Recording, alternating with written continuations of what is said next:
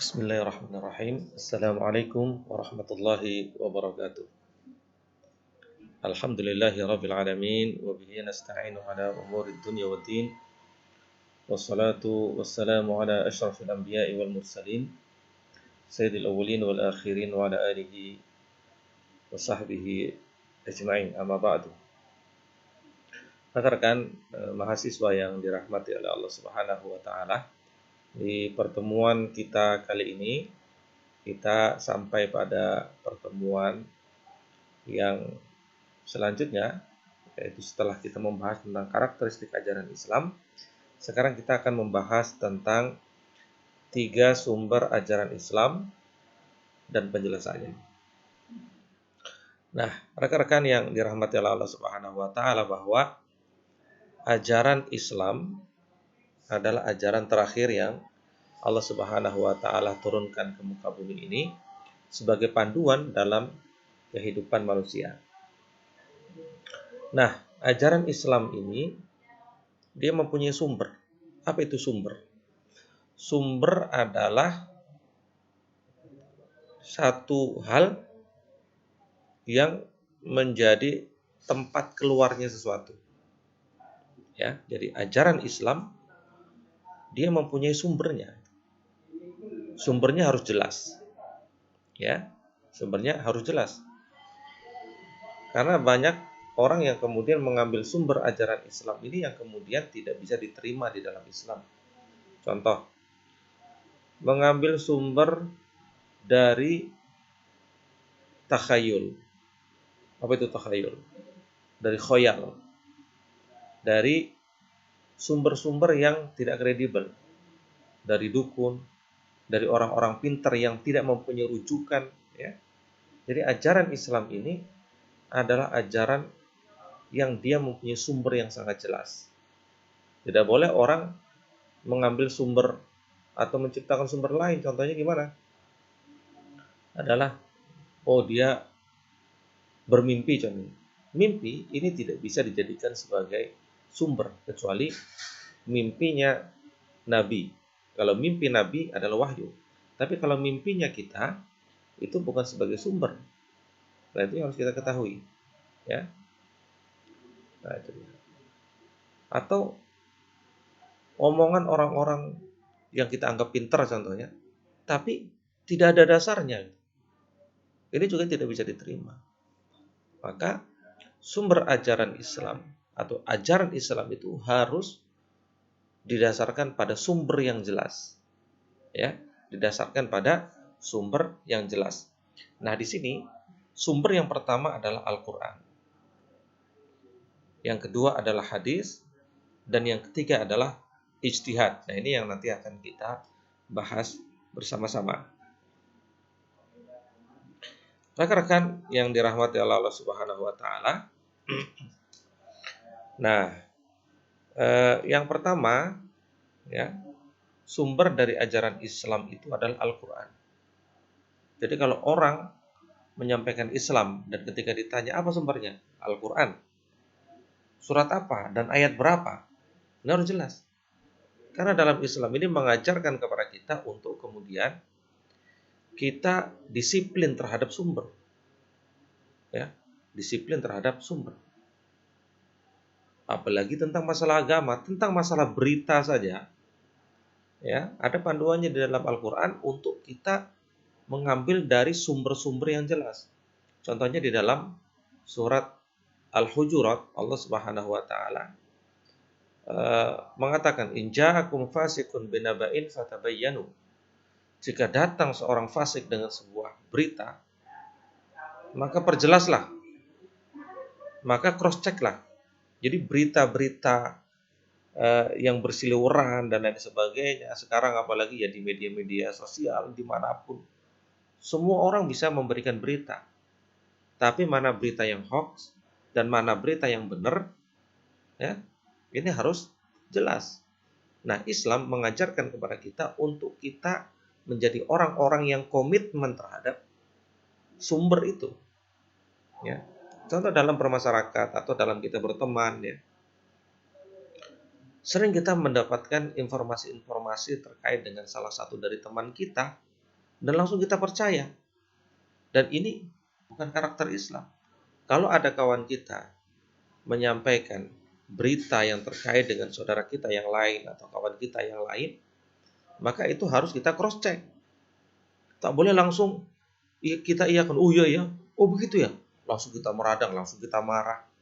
Nah, ini perilaku yang salah, gitu. Ya, itu perilaku yang salah. Perilaku yang benar bagaimana?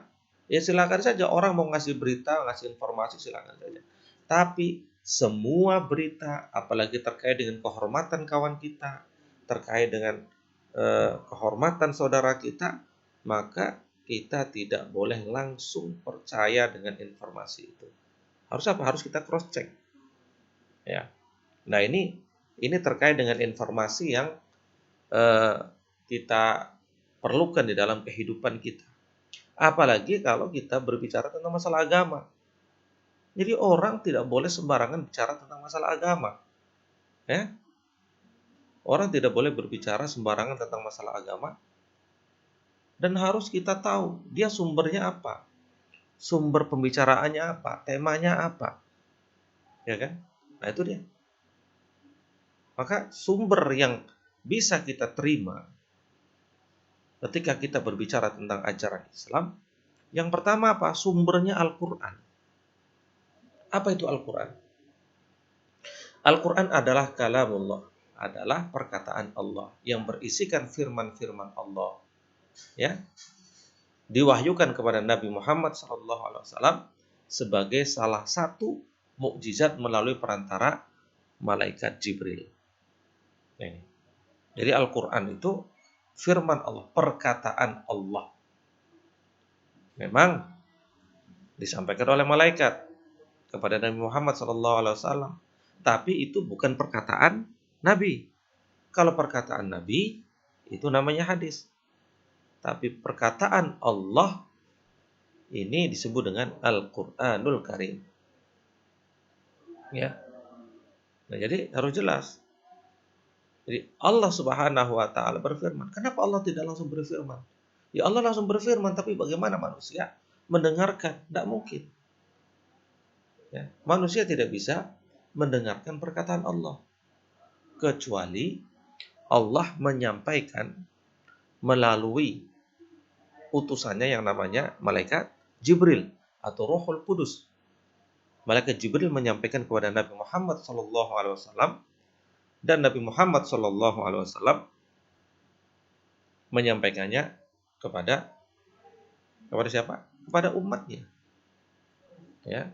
Kemudian para sahabat mencatat, para sahabat menuliskan Al-Quran sampai dengan Al-Quran terjaga sampai dengan saat ini. Al-Quran terjaga keotentikannya. Ya, tidak ada orang yang bisa menambah, tidak ada orang yang bisa mengurangi. Nah, itu ya. Ini Al-Quran, harus jelas. Ini makanya kita sebagai akademisi harus salah satu karakteristik kita apa?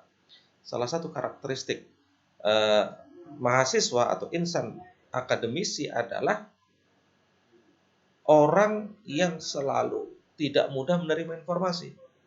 Dia hanya bisa menerima informasi dari sumber yang jelas. Ini harus kita pahami. Ini kadang-kadang masih kita dapati di tengah-tengah masyarakat, ya. Seorang akademisi, ya, ketika mendengarkan Islam, semua orang berbicara tentang Islam didengarkan. Ya. Oh, tidak bisa. Harus jelas. Kalau orang ingin berbicara tentang Islam, maka dia harus tahu ini ada sumbernya enggak, atau angan-angan dia saja. Karena boleh jadi contohnya, ya, ada orang yang berbicara tentang agama, tapi hanya dengan angan-angan dia. Nah, ini tidak boleh. Makanya harus kita kritis. Jadi kita harus kritis. Kritisnya bagaimana? Ini sumbernya ada enggak, Pak? Ini sumbernya ada enggak, Bu? Dari Quran. Oh, ada. Nah, kalau ada berarti kita terima.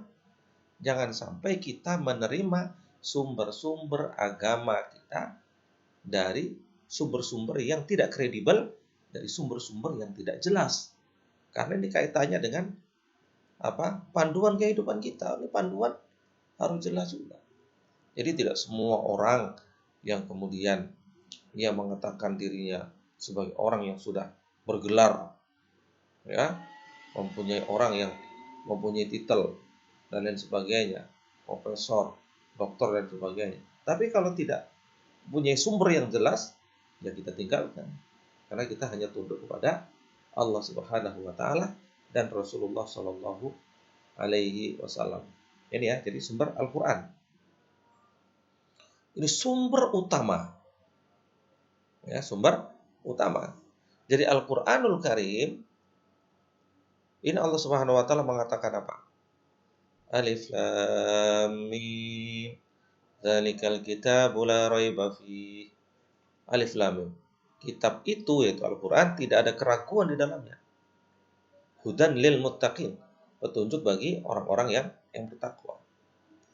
Jadi Al-Qur'an itu sebagai panduan, sebagai petunjuk, sebagai manual book, sebagai guidance, ya, dalam kita menapi kehidupan. Itu dia. Jadi, ayat ini menerangkan tentang itu, bahwa Al-Quran itu adalah panduan. Al-Quran itu adalah guidance book, buku panduan kehidupan. Kita mau masuk Universitas Islam Riau, ada buku panduannya. Masa kita hidup di dunia ini nggak ada panduannya? Apa panduannya? Al-Quranul Karim. Panduan. Nah, tapi Al-Quran ini panduannya bersifat global. Ada yang didetailkan di dalam Al-Quran, ada yang disampaikan secara global di dalam Al-Quran. Cuman Al-Quran ini sering menyampaikan panduan-panduan yang sifatnya global, yang sifatnya universal, yang sifatnya masih harus dijelaskan. Ya, tapi jelas semuanya harus merujuk kepada Al-Quran. Di dalam ayat yang lain Allah Subhanahu wa taala berfirman, ya, ma farratna fil kitabi min syai'. Ma farratna fil kitabi min syai'in. Tidak aku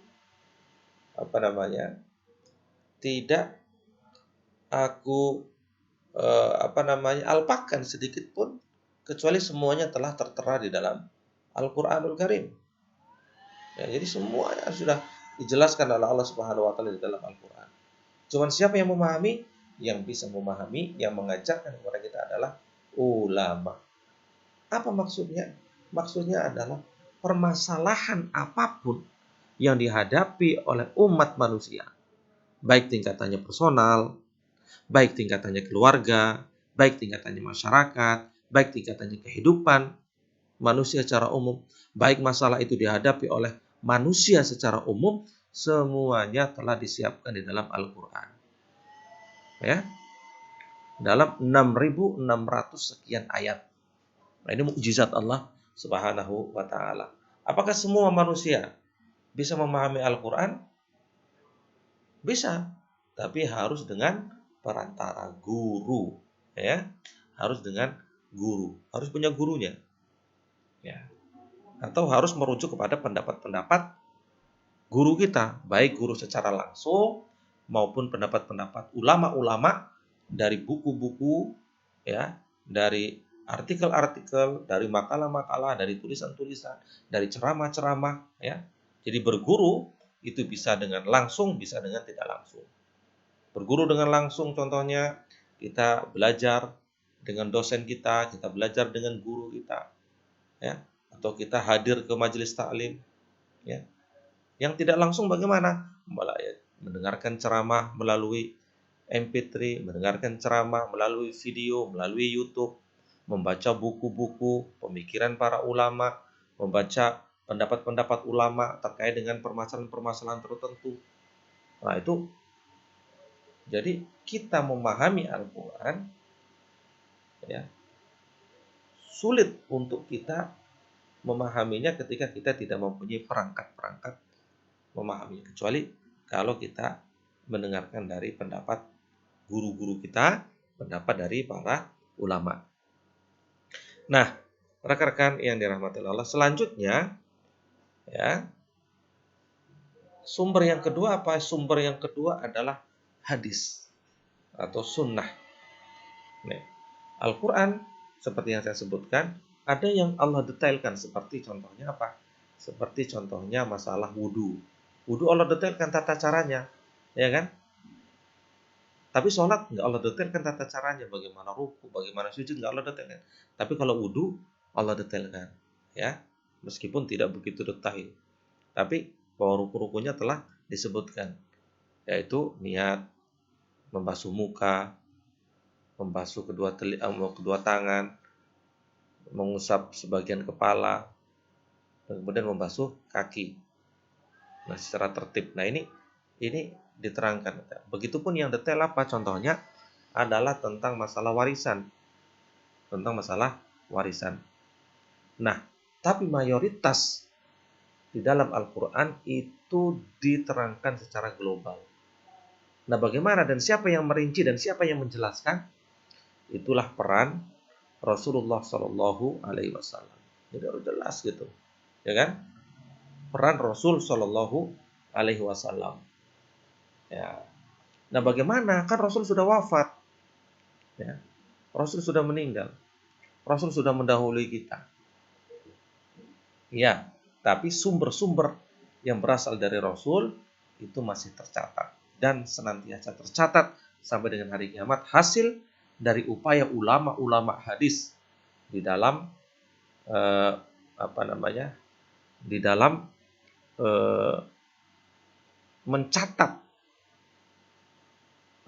perkataan Rasul Sallallahu Alaihi Wasallam. Apakah hadis itu sekedar perkataan Rasul? Bukan. Hadis itu adalah, ya, di sini disebutkan merupakan sumber ajaran Islam yang kedua. Sunnah atau hadis merupakan kebiasaan yang dilakukan oleh Rasul, baik dari segi perkataan, perbuatan, maupun ketetapan atau persetujuan Rasul terhadap apa yang dilakukan oleh para sahabatnya. Jadi intinya adalah semua informasi yang bersumber dari Rasul, yang sumbernya, objeknya adalah Rasul.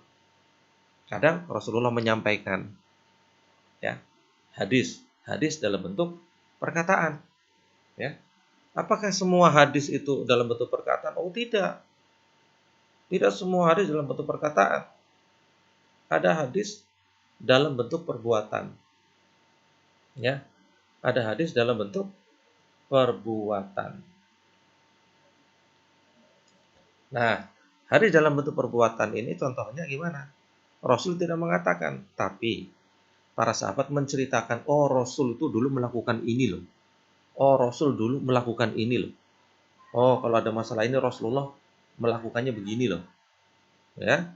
Nah, berarti itu adalah hadis, tapi hadis perbuatan.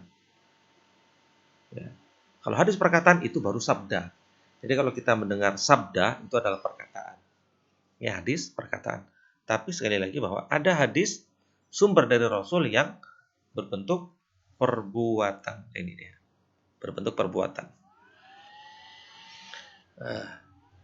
Jadi Rasul melakukan sesuatu, kemudian diceritakan, maka itu termasuk hadis. Nah, bagaimana kalau yang melakukan bukan Rasul? Nah, itu tidak termasuk hadis. Contohnya bagaimana? Ada berita contohnya. Oh, Jokowi melakukan ini dan itu bukan hadis.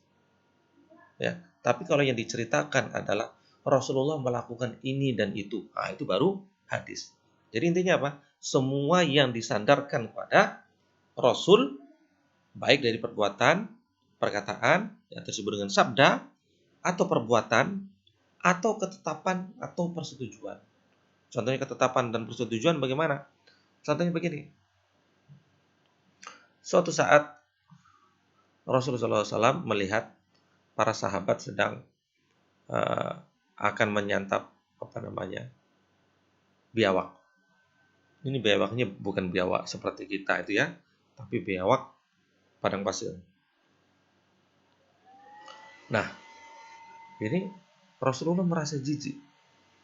Secara jiwa itu kan kadang ada kita tidak suka dengan sesuatu, tapi orang lain kadang suka. Nah, Rasul itu merasa tidak suka dengan daging biawak gitu. Nah, tapi para sahabatnya tidak ada perasaan itu. Kemudian Rasulullah SAW membiarkan para sahabat memakan biawak. Rasul tidak mengatakan, Rasul tidak melakukan. Tapi Rasul membiarkan para sahabat melakukan sesuatu. Berarti sesuatu yang disetujui oleh Rasul itu juga termasuk hadis. Kenapa? Karena Rasul setuju. Ya, bukan perkataan, bukan perbuatan sahabat, bukan. Bukan. Memang itu perbuatan sahabat. Tapi yang dikatakan hadis bukan perbuatan sahabat memakan biawaknya, bukan. Tapi persetujuan Rasul terhadap apa yang dilakukan oleh sahabat, itu yang disebut dengan hadis. Nah, jadi di sini kemudian hadis atau sunnah berfungsi memperjelas Al-Quran. Ya, jadi hal-hal yang perlu diperjelas. Contohnya bagaimana? Contohnya Allah memerintahkan orang untuk berbakti kepada orang tua. Hadis juga memerintahkan kita untuk berbakti kepada kedua orang tua. Nah, ini memperjelas. Ya, ini memperjelas. Atau menafsirkan. Ya, menafsirkan isi atau kandungan dari ayat-ayat Al-Quran. Jadi Rasulullah SAW contohnya tentang masalah tangan, potong tangan. Nah, bagaimana Rasul menafsirkan potong tangan itu?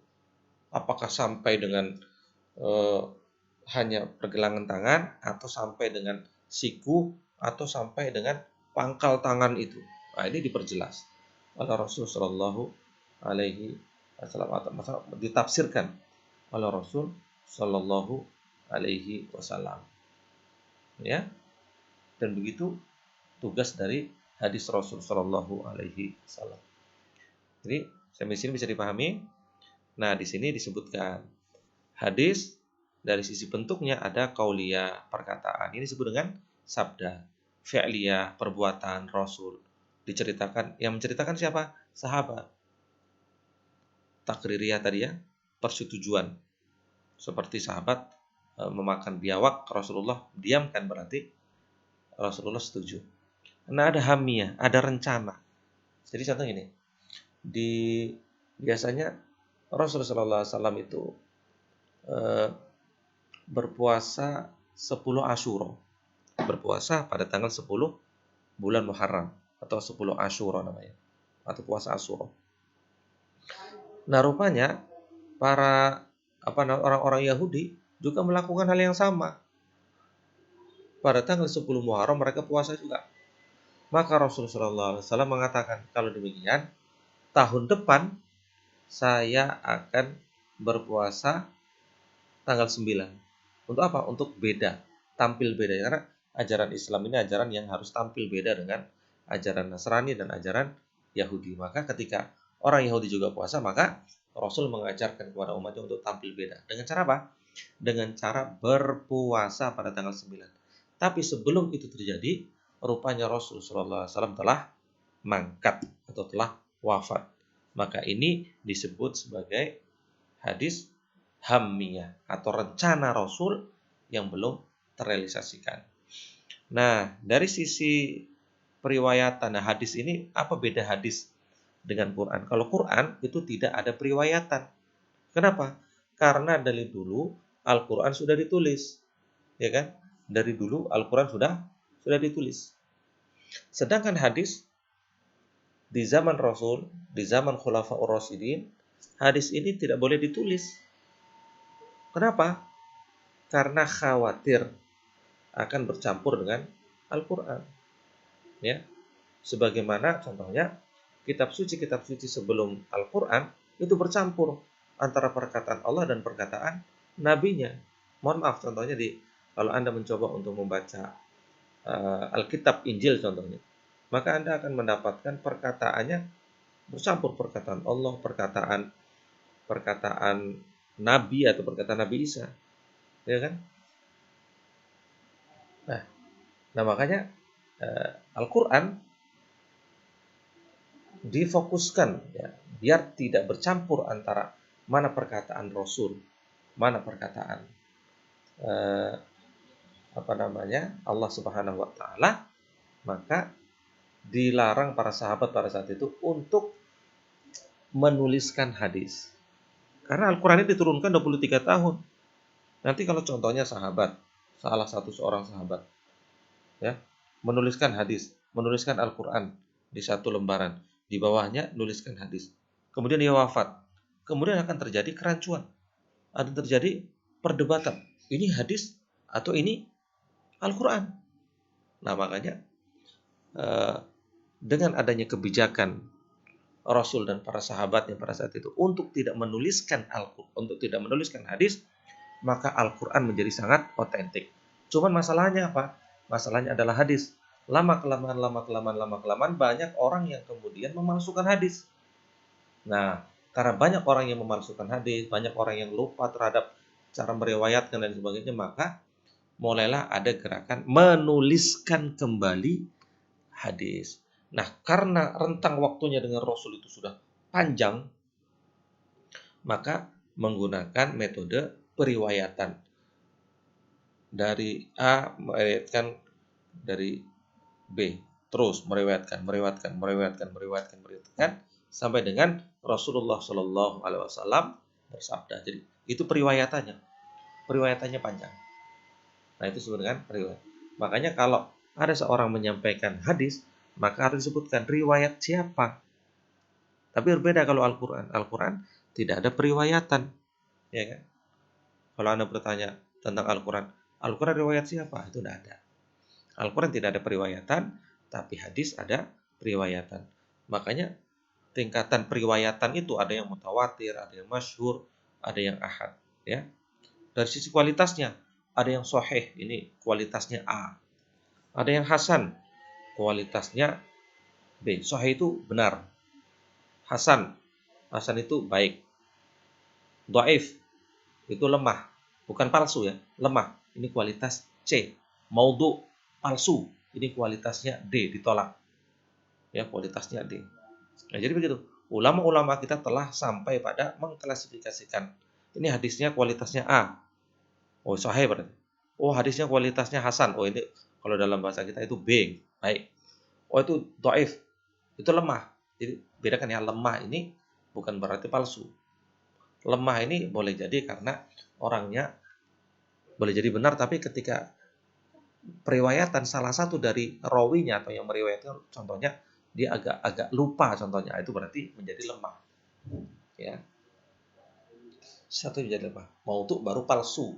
Nah, yang ditolak adalah maudhu atau palsu. Ya, hadis lemah masih bisa digunakan untuk apa? Untuk yang sifatnya contohnya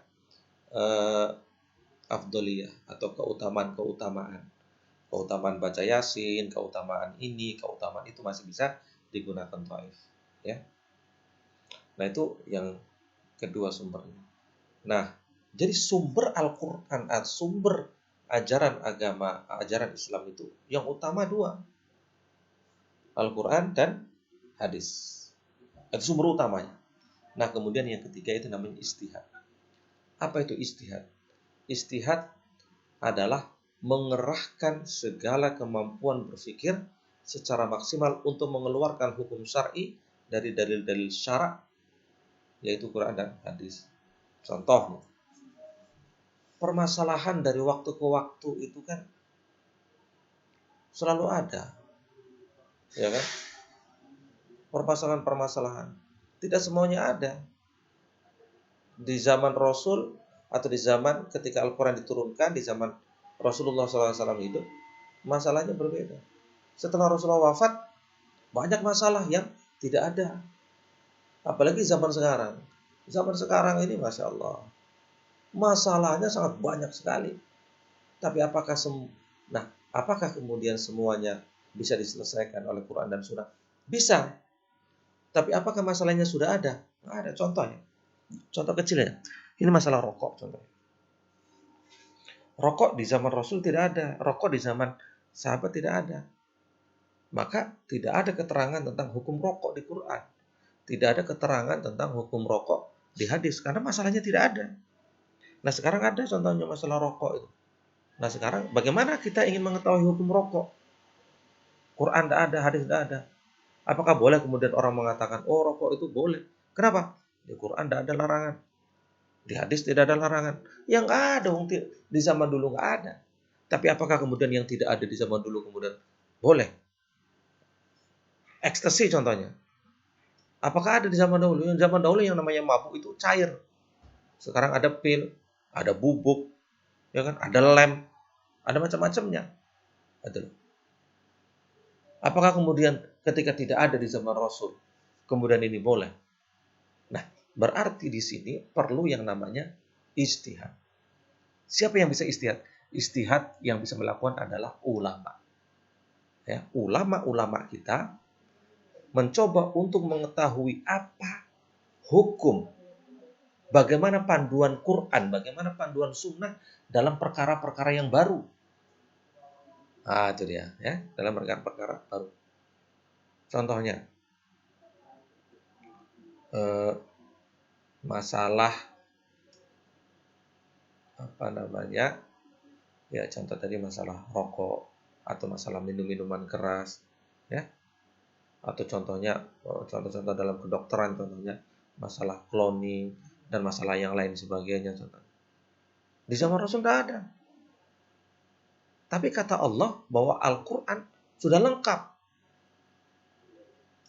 Bagaimana itu? Berarti ada jawabannya. Siapa yang bisa menjawab? Yang bisa menjawab adalah ulama-ulama kita. Contohnya begini. Ini contoh sederhana ya. Di kebun kita sudah lengkap yang namanya toga. Tanaman obat keluarga. Tanaman obat keluarga. Nah, lengkap pokoknya.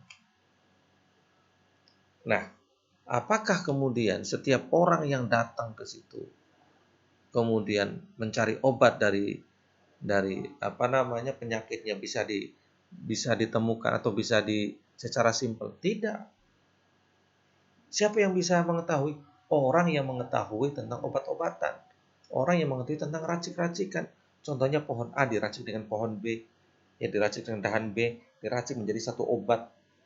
Racikan-racikan itu, ya kan? Jadi kalau contohnya kita ingin mencari hukum tertentu dalam Al-Quran yang tidak ada masalah di dalam Al-Quran, dalam hadis, ya nggak akan pernah ketemu. Nah, inilah yang disebut dengan ijtihad. Paham ya rekan-rekan ya? Ijtihad adalah upaya yang dilakukan oleh ulama-ulama kita di dalam menjawab permasalahan-permasalahan baru dari masa ke masa. Itu namanya ijtihad. Apa namanya? Ijtihad. Yaitu mengerahkan segala kemampuan. Yang melakukan itu namanya mujtahid. Siapa mujtahid? Ulama-ulama yang mempunyai kapasitas untuk membimbing manusia, untuk membimbing umatnya. Nah, di Indonesia contohnya ada namanya Majelis Ulama Indonesia. Majelis Ulama Indonesia itu tugasnya apa? Salah satunya adalah untuk membimbing umat. Contohnya masyarakat yang awam, kita tak tahu permasalahan tertentu dan lain sebagainya, ya. Maka kita tanya kepada ulama-ulama kita. Nah, majelis ulama kemudian menjawab. Di sana ada fatwanya, ya, mengeluarkan SK, ketentuan, keputusan bahwa perkara A ketentuannya ditetapkan hukumnya halal, hukumnya boleh, hukumnya haram, hukumnya makruh, hukumnya ini dan sebagainya. Ya. Disesuaikan dengan buku induk. Apa buku induknya? Al-Quran dan hadis. Jadi itu buku induknya. Tapi yang bisa mengolah ini siapa? Ulama. Dengan cara apa? Ijtihad. Bisa dipahami? Jadi dengan cara demikian berarti sumber ajaran Islam ada 3. Al-Quran, hadis, dan yang ketiga adalah hasil pemikiran ulama yang mengacu, ya, di sini. Hasil pemikiran ulama dalam bentuk ijtihad dengan menggunakan akal pikiran dengan tetap mengacu, ini harus terbaik, dengan tetap mengacu dan berdasarkan pada Al-Quran dan hadis. Memang secara spesifik Al-Quran tidak mengatakan permasalahan A atau hadis tidak mengatakan permasalahan A karena permasalahannya baru semuanya. Tapi ada rambu-rambunya di dalam Al-Quran, ada rambu-rambunya di dalam hadis, maka itu yang diambil. Jadi tetap ijtihad ini mengacu kepada Al-Quran dan hadis. Ini dua kitab suci atau dua kitab induk. Kitab suci Al-Quran dan hadis Rasul Shallallahu Alaihi Wasallam. Nah, sedangkan macam-macam ijtihad ini ada macam-macamnya tuh, ya. Ada ijma, ada qiyas, ada istihsan, ada masalah mursalah, ada saduz zara'i, ada istishab, ada urf. Nah, ini beberapa metode-metode berpikir yang dilakukan oleh ulama-ulama kita. Nah, jadi rekan-rekan mahasiswa yang dirahmati oleh Allah Subhanahu wa taala, demikianlah pembahasan tentang 3 sumber ajaran Islam dan penjelasannya. Semoga kalian bisa memahaminya. Terima kasih atas perhatiannya. Saya akhiri. Assalamualaikum warahmatullahi wabarakatuh.